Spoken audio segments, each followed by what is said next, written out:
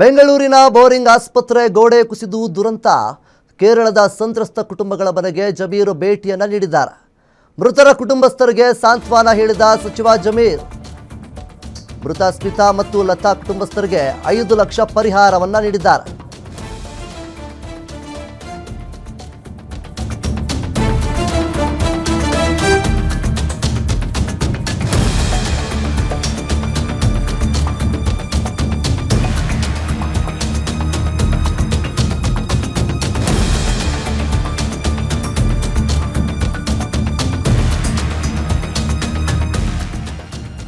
ಇನ್ನು ಬೆಂಗಳೂರಿನ ಬೋರಿಂಗ್ ಆಸ್ಪತ್ರೆ ಗೋಡೆ ಕುಸಿದ ದುರಂತಕ್ಕೆ ಸಂಬಂಧಪಟ್ಟ ಹಾಗೆ ಯಾರೆಲ್ಲ ಮೃತಪಟ್ಟಿದ್ರು 7 ಜನರು.